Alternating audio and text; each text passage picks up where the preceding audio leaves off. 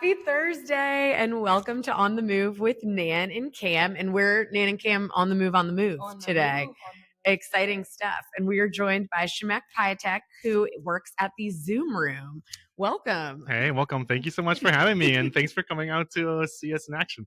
We had to. This is somewhere we had to come and see, like in real time, because we love dogs. Both of us really love dogs. Yes. So we watched an advanced agility class here at the Zoom room, and every time we saw the dogs come in, we were like, new character unlocked. Here comes a new friend to meet.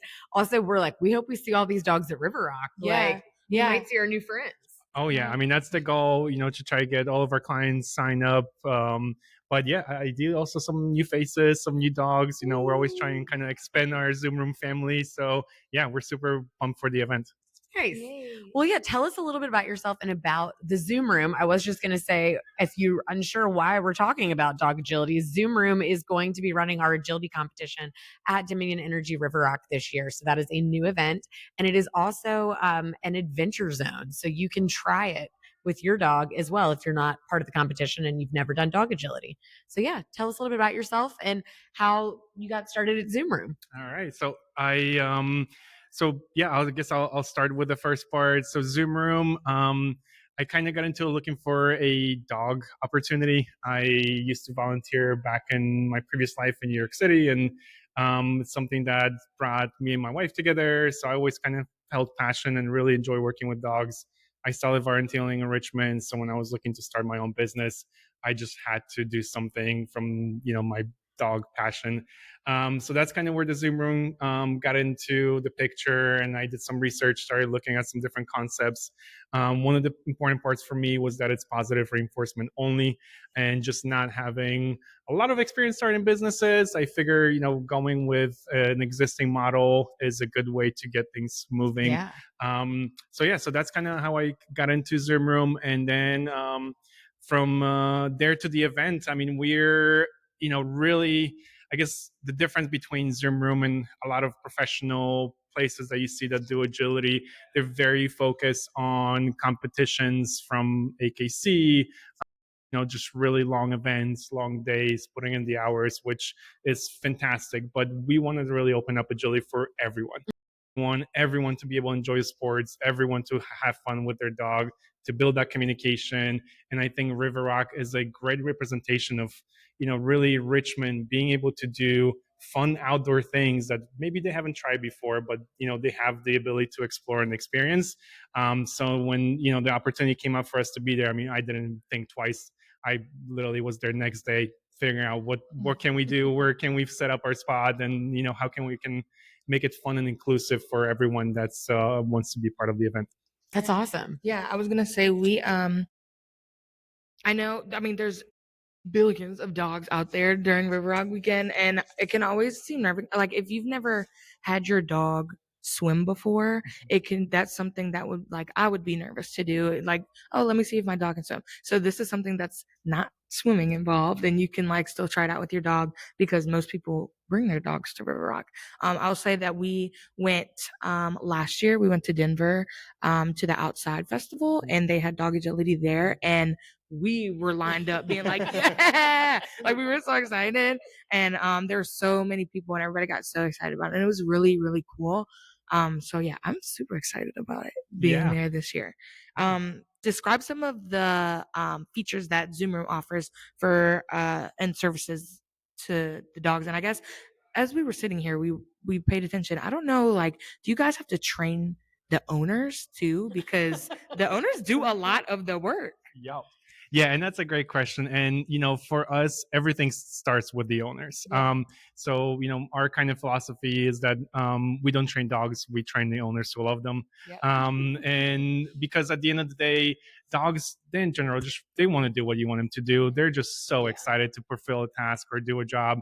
So the beginning of it is all just building that communication. So we really work with the owners to try to help them understand their dog, trying to understand what their dog is telling them. If they're kind of trying to struggle with something, what's the reason behind it? And just having the owner kind of start seeing those things, because what that creates is just in your regular life, you start being able to create a better communication with your dog. When your dog does X, Y, and Z, you're now starting to look at it, what's the reason we had that behavior? I know he wants to fulfill what I ask him to do. So what is the roadblock that he's coming across? How come he doesn't understand what I'm trying to communicate? So that's really what we try to focus on, is how can we help you understand and communicate with that dog through a lot of classes. So agility obviously being the most exciting and kind of fun, but even things like scent and herding and rally obedience and so many different things that can just be a fun experience for you and your dog, and just really help to build that relationship and just become a better team altogether. Yeah. You said that you got into dog agility before you started looking into doing Zoom Room. How did you get into dog agility and dog training in general? Yeah. So through my dog, I adopted a dog as kind of quickly after we moved to Richmond with my wife, and he had a lot of energy. So our goal was okay, so let's figure out what we can do together. Because I knew a lot from the training perspective, so I can train him to do a lot of different things. But I was really looking for a facility or place where we can have that outlet, where we can try and do agility practice here, because I didn't necessarily want to invest into all of the equipment from my own backyard. So this was kind of, I thought, a need. There was some opportunities, but they were pretty far out. The times were really kind of hard to get into. So I was just like, man, if there's a spot somewhere close by that people can just do fun things with their dog, I mean, it should be so fun. And so kind of seeing the opportunity, I was like, you know what? Why not just try it ourselves? Yeah. And 3 years later, almost, here we are. Nice. Have you always been a dog person? Yes, I grew up in Poland. I kind of first memories I remember was on the table when my grandma's German Shepherd was trying to bite my feet because he wanted to play, to getting my first dog for first communion, and all the way through college. And then New York was the only place I guess I didn't have my own dog, and that's where I started volunteering. I had the big kind of hole, and I felt like I was just like, I need to be able to see and work with dogs. And when you live in a 200 square foot apartment, that's not always the right outside. environment. So that's kind of where I started helping others and volunteering and getting into the training side of things, to really end up here. Nice. What can we expect to see at Riverrock from the Zoom Room? Yeah, so great question. First of all, hopefully a lot of fun, smiley faces and wagging tails. Right. So that is goal number one. If that's all we see, then that's fine. But yeah, we're going to bring our equipment. So we're going to have a full course set up, and we're kind of taking it twofold the first time in Riverrock. Our first part of what we're going to have is just a full-on competition.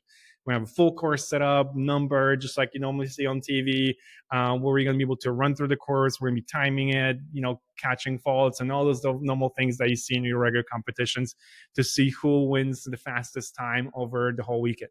Now, as you mentioned, not everybody maybe tried it, right? So you probably don't necessarily want to run through a time course your first time looking at the equipment. So that's where the other portion for what we're going to do comes in, and that's going to be just having an open gym space.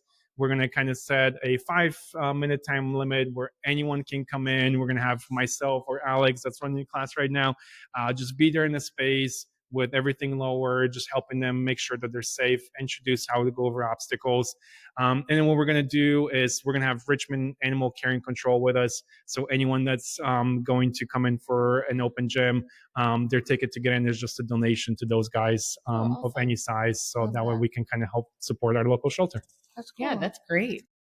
How would somebody know if their dog might be good at agility? Like if you're like, they've never tried this. Personally, I mean, I have an older girl, so I'm like, she's older. Yeah, nervous, neurotic. She would be like, I am not going in a tube. So how would somebody know if their dog is maybe going to be good at agility? Yeah. So from, competitive and, let's say their, I guess, sporting career standpoint, high drive. Okay. So a dog that really is just, loves fulfilling a task. They're always looking to work. They really tend to have the speed that if you really want to kind of go and compete on a national level. But from the standpoint of just having fun and enjoying it and having a fun with your owner, pretty much anyone. We've had dogs from, puppies that we introduced to the stuff at 6 months old to our oldest border collie being 14 years old, just as a fun thing to do with their owner. So it just depends on your goal. If your goal is to have fun and any dog can do great in agility, but from competitive level, definitely the higher the drive, the better they have potential as we go down the road. And when you say drive, do you mean like food driven, or do you mean just like, because I know some, I mean, most dogs will do anything for a treat, but you mean just like if they're willing to do something off, like by you just saying something? Yep. Okay. Yeah, that's a good example. Or, even if you have a bowl or another toy, you can absolutely, if you throw that bowl and your dog is willing to jump through the wall to get to it, and I'm sure you've seen those sometimes. Yes, those are the ones that, really tend to exceed and when it comes to kind of like the national competitions. That makes sense. I was gonna say mine's lazy, but she can hear the cheese drawer open from any point in the backyard, the house. So maybe she would like it. That's that we were watching before, and a couple of the dogs like would look at us and we would like look away because they were like, we don't want to get in trouble for distracting the dogs. Sorry. And then one of them heard like the little treat bag fall. Yep. And I was like, I know that would, throw me off. I hear a snack open and I'm hungry. I'm like, what's going on over there? What do you think is the best benefit? Why would a dog benefit from doing agility courses? Yeah, so great question. The biggest one I would say is mental stimulation.